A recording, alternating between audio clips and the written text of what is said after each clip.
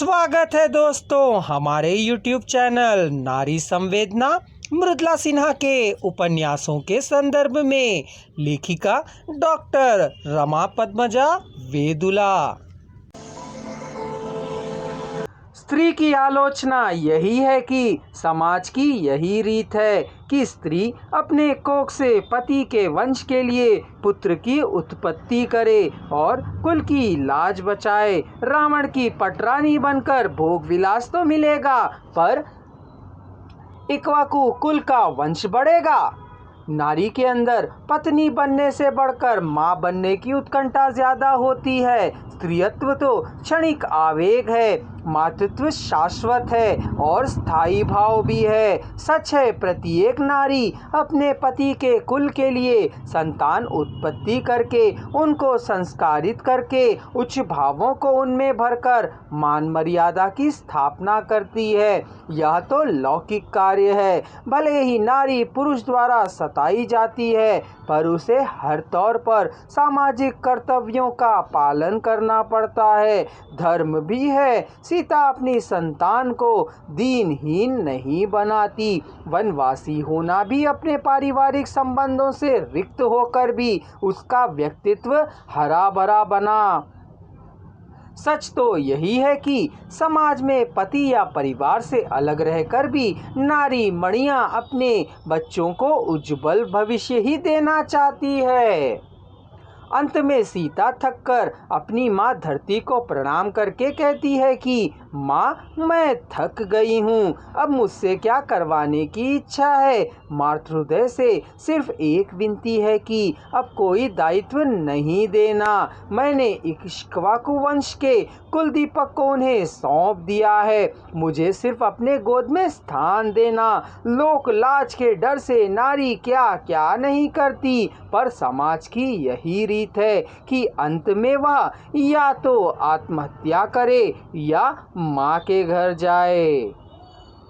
सामाजिक परिवेश में नारी को उपन्यास में दर्शाया गया है। घरवास उपन्यास में भी कलिया को छेड़छाड़ करते अपना मुंह काला करवाते हैं। गांव के जमींदारों का यही हाल प्रत्येक जगह पर है। उच्च वर्ग के लोगों का निम्न वर्ग की नारी मणियों पर अत्याचार गांवों में फैला है। कलिया ही नहीं, छोटी सी सुनैना को ही जमींदारों के बेटों ने स्वादिष्ट व्यंजन समझकर सामूहिक भक्षण किया।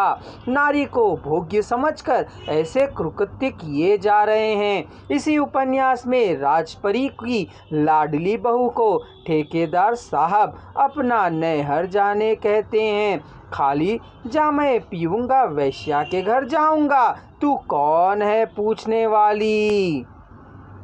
समाज में ऐसे पुरुषों की कमी नहीं है। राजपरी का हृदय फटने लगता है।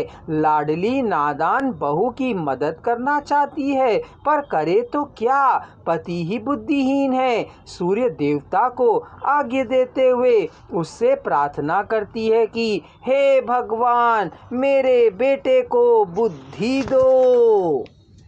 ज्यो मेहंदी को रंग की शालिनी को भी आम पुरुषों की तरह उसका पति भी छोड़कर दूसरा विवाह कर लेता है। घर वालों की बातों को मानकर ब्याह रचाता है। लेकिन क्या शालिनी की जगह उसका पति राजेश के पांव चले जाते तो क्या वह दूसरी शादी रचाती। सामाजिक दुराचार तो होते आ रहे हैं, उनका क्या कहना।